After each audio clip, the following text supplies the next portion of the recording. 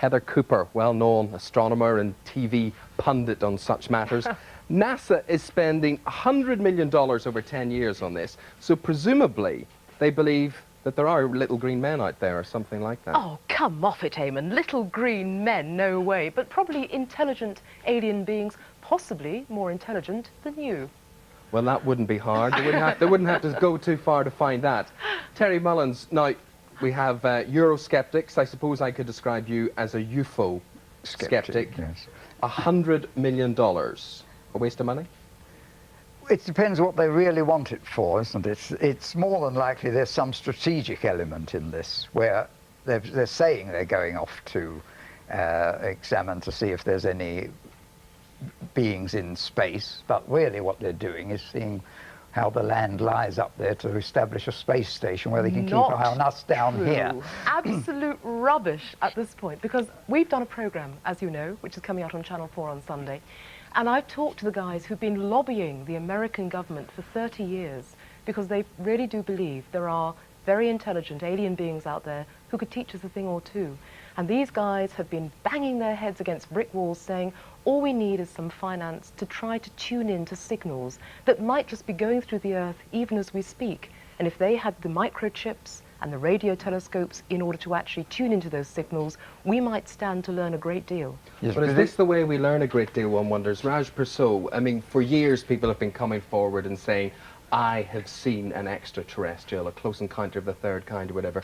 And you have interviewed, dealt with people who've actually, or actually believe they've seen extraterrestrials. This is the problem. I mean, what is the hard evidence that there are aliens out there or extraterrestrials?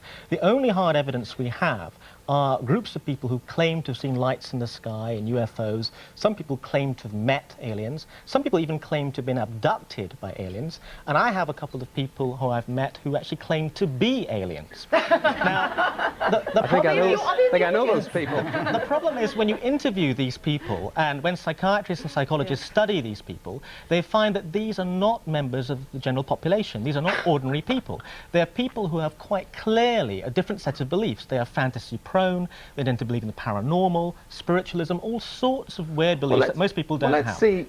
Well, you can judge at home, you can judge here in the audience, because we actually have people who claim that they have seen extraterrestrials and been spirited away by them or taken away. Linda Jones is one such person. I don't know how representative you are of the general population, but tell us your story, Linda. It happened 13 years ago. It happened 13 and a half years ago. I was walking down the riverbank near where I live, and this object came overhead of us. It was like a glowing ball, like an oval shape. We ducked in the grass because we thought this object was going to hit us.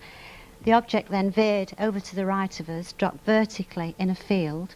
We ran to have a look to see what it was, and it was this girder-shaped, lattice-shaped thing, shaped like a boat, with a light on the top that seemed to be separated, and it was just hovering roughly 2 foot off the ground, not making any noise at all.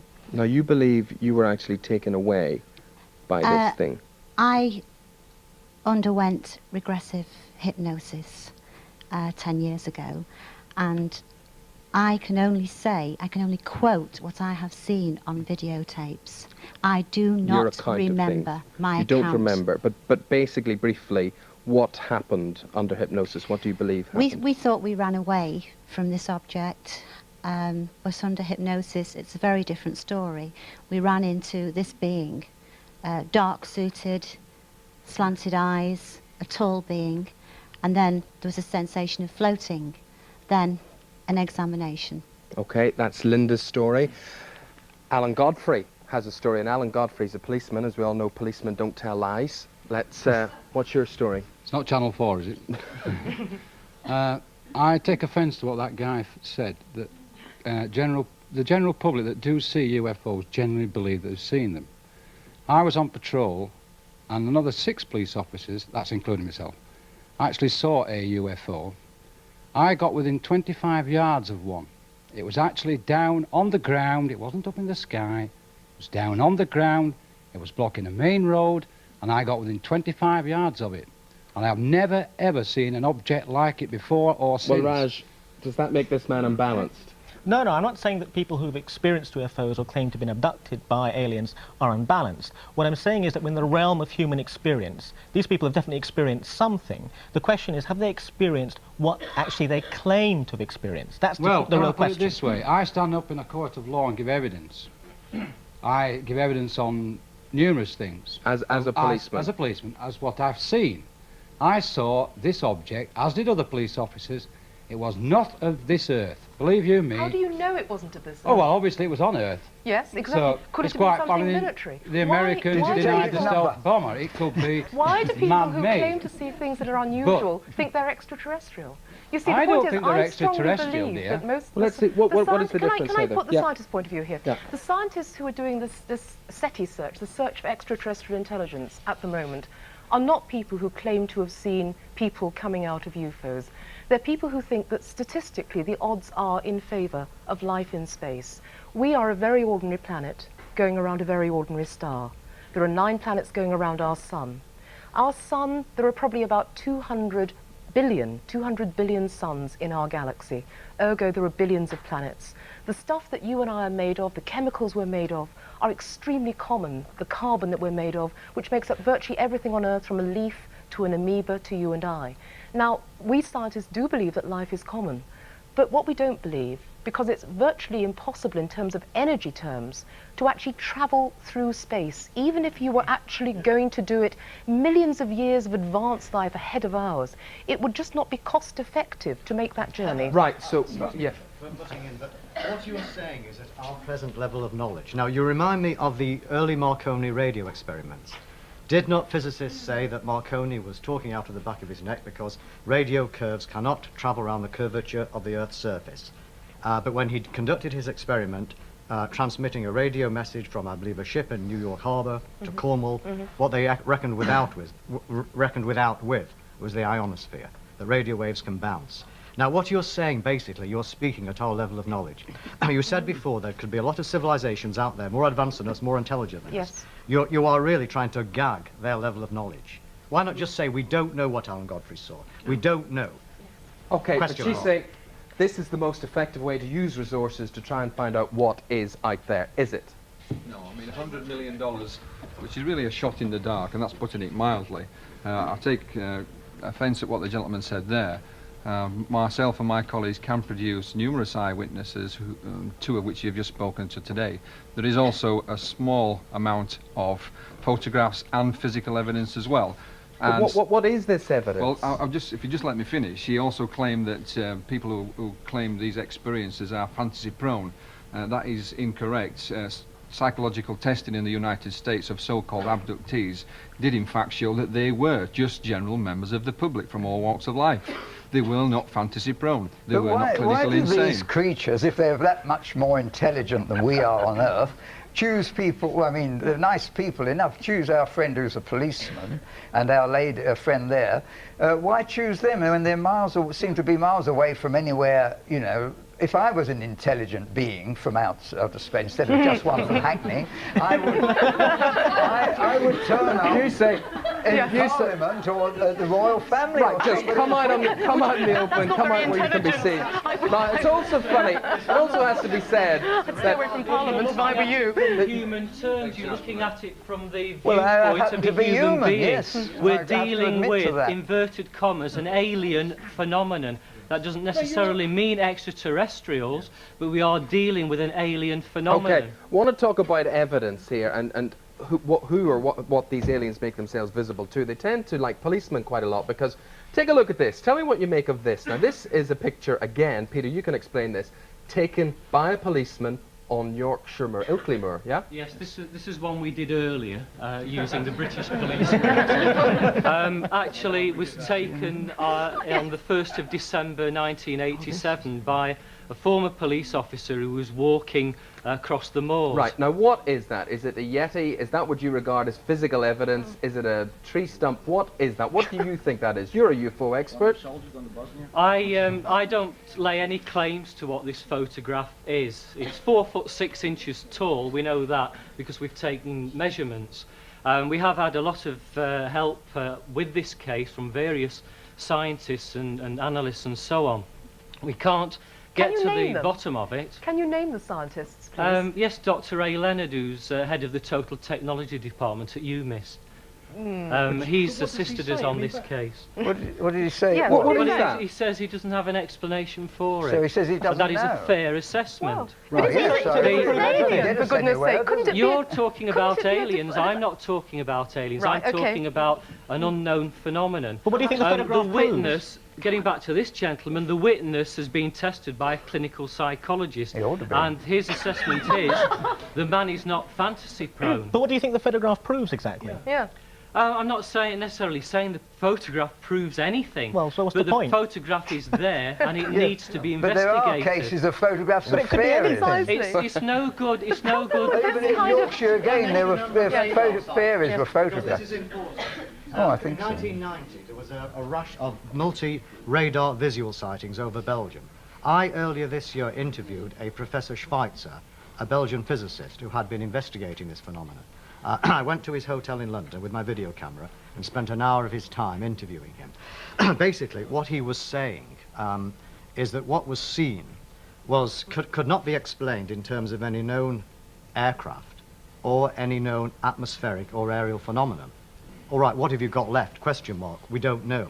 I think you gentlemen have closed minds. You're saying it can't be. No, not at I'm all. saying What we I'm don't know. saying is We're this, posing if the we question. start Mine, I've believing, got it in if we start mind. believing what large groups of people claim to have seen without hard, concrete evidence, you have to start believing the Loch Ness Monster, Atlantis. Yeah, Yeah, but we Oh, do. series But it is like the Loch Ness Monster, isn't it? I mean, we actually, isn't there something Eamon, within us that Can I actually come wants to back to say believe the that there is problem, something the out there? problem that let me go back to this search in America again. We've suddenly got, well, it's $10 million for the first year just to literally use a radio telescope to see if you can find signals coming from stars, or rather planets going around stars out there. The reason why the researchers have had to lobby for 30 years to get this money is because they have been tarred with the brush of people saying, you are out looking for little green men. People like yourselves are discrediting the community of scientists who are looking for life. But there are also problems with Heather's argument. Fostered Yeah. by, I have to say, by the media. This thing of little green men, from outer space. There Wasn't- is wasn't a little green phenomenon, man, there is a wasn't he? He was 4'6". UFO phenomenon that deserves to be addressed scientifically, and it is being done, but it's being done on the quiet. It's not Yeah. being done Okay, in the mainstream. whether it's a little science. green man, whether it's a radar pulse, whatever it is, if there is something out there and it bounces back towards us, are we psychologically prepared for whatever comes back? I think that's another problem that Heather and the NASA scientists aren't confronting. We which are. Is, which is that they're out there looking for something, Yes. but they're not dealing with the question of what would actually happen if we they are found indeed. So what- something and Yeah, if they were prepared okay. for that. It's But a there's very another point. important But question. there's another point Yes. that Heather, for example, isn't confronting. She's talked about statistical evidence. She said it's statistically likely that there's likely to be life on other planets. Well, that's based on a notion of how likely it was that life evolved on our planet. Yes. We I don't take know. that point, Raj. We don't know No. how life Let evolved Heather on this answer. planet. I do take that We don't point know how entirely. life evolved on this planet, We so there's don't- no way you can start making probabilistic decisions about the likelihood of life Heather, evolving on briefly our answer that, planet. because I want to talk to Dr. Jack Cole Sure, here. absolutely, because Jack has got his alien on his lap, and his Yes. alien is not house-trained, that alien, and it might just wet his lap in a moment, so we have to be very, Not very at careful. all happy. But I will quickly address It'll that leave a question. Right, are we Just a second. prepared for something coming back in these signals? Let me answer two questions. First of all, Raj, you've brought up a very important point. Although the conditions on our planet, and we think the conditions on many planets are suitable for life, life might not have evolved there. You might have all the chemicals which were there, but they might not, the spark might not be there, as it were, to get them together to make life. We didn't find life on Mars, and that was disquieting. Yeah, that's not what I'm asking you. What I'm point asking one, you is- Point two, which I'm coming Right, to in a okay. moment.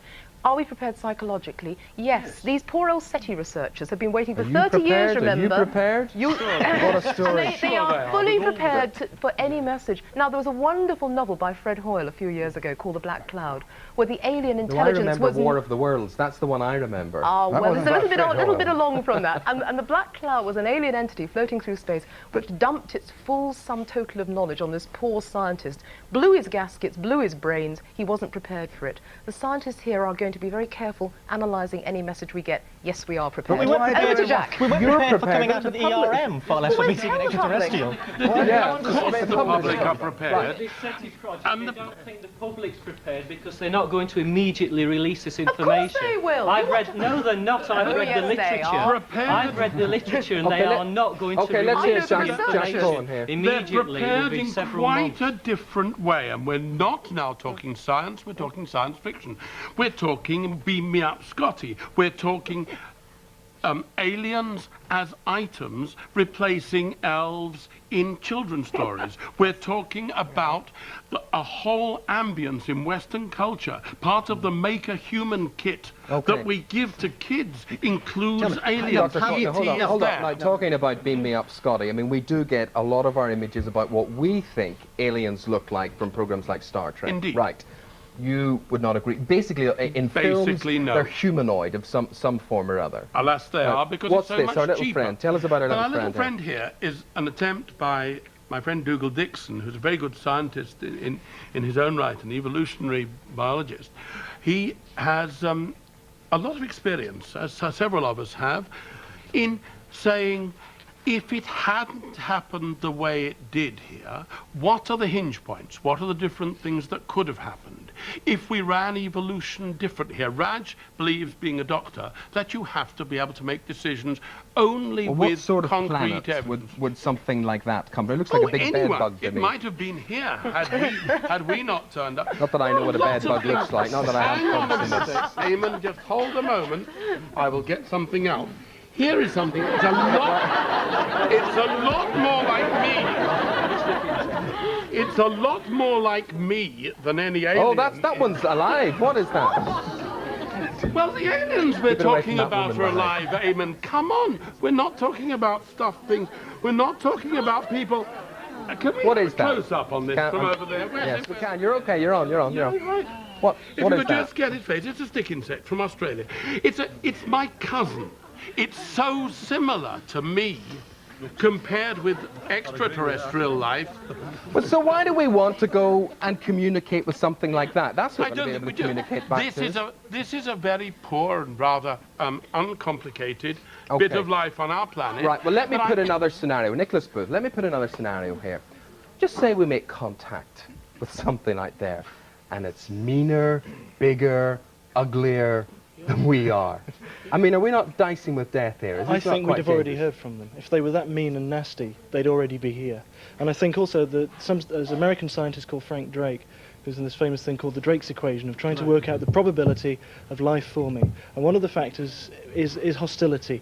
If it's an aggressive civilization, they probably would have killed themselves off by now. So they wouldn't get to the point where we'd even see them. Well, no, they might have killed us off if they were a hostile civilization across the galaxy and had the technology to come here. And one thing we have to remember in this whole search for extraterrestrials is that the Earth is a newcomer on the galactic scene. I mean, the galaxy was around for 10 billion years before the Earth came along, so there could be civilizations much more advanced than us. And if they were hostile, then they've had a long time to get here and wipe us And the out. other thing, it's only a search. We're not saying hello, we're Well, look, waiting for the signal. The other thing is, you can all talk, but these two people say they've seen it. They've seen They something, didn't say, undoubtedly. neither of them said that they saw aliens from other planets. They were very sensible. They said, we've seen something we didn't understand. The But gentleman do you there believe, said it Alan, was that it was an alien meaning from another planet? It certainly outside was nothing experience. from this planet. I've never ever said that I've met an alien. Sure. I wouldn't know what I'd do if I met one. I mean, I've met a lot of people, and I mean, that guy over there looks more like an alien to me, and he behaves like an alien. I should send him to Coventry if I Come in here regarding these hypnotic regression experiments. I would like to discuss them with the psychiatrist afterwards. Can I raise a Excuse me. point For the here? last 11 years, I have, by hiring a number of doctors, conducted hypnotic regression experiments on witnesses like Alan here and Linda, who, following their UFO sighting, have an amnesia. Now, this is the interesting part. Not so much that they see a UFO, but something else triggers off the amnesia. But isn't it And very now, let me finish. convenient? Under hypnosis, these people didn't know each other at the time. I've done about 15 individuals to about 3 or 4 cases, multiple sightings. These people didn't know of each other. Under hypnosis, their accounts are virtually the same. Their blood pressure soars, their pulse rate soars. They are very distressed under hypnosis, and after hypnosis, they cannot remember what they have said, which is why you ask them, have they seen aliens? They don't know, because they can't remember what they've Okay, said. you've talked to these Yes. people. What do Yes. you believe? Personally, I think they are being abducted by something, but I don't know what. And I don't know why, nor where from. But But don't you find that the fact there's amnesia, it's very, very convenient? convenient for what? Well, that obviously they can't remember at the time. What does regression prove? It could prove anything. Well, yes, but their count is the same in each case. Abductees that actually do have amnesia, and they don't all go under regressive hypnosis. And when you compare the full conscious testimony with the testimony that Harry's just talked about under regressive hypnosis, there is no... But what does it prove? It doesn't prove anything. If this spaceship comes... No, it proves something because there is a Heather, when you look at this space, Hold on. let's get a scientific aspect on this again. Prove something. Heather, when you look at what we have achieved in space over the past 30 years or so, landing on the moon, going to Mars, visiting practically every planet there is in our solar system, how far off the day do you think that we are from journalists being invited along to a press conference in Washington, D.C. and an ET placed up on a table there? I don't think there'll be an ET placed on a table because it would take ET a long time to get here. Even travelling at a tenth the speed of light, which frankly is the fastest you can go without ploughing into a lot of debris in space, it would just sandblast your spaceship, you would actually probably have an ET message. I would go as far as to say that I strongly believe within 10 years we will have a message from ET which will actually be absolutely mind-blowing, and that's going to be in Washington, D.C. Well, on that note, I'm afraid we have to leave it. Thank you very much indeed.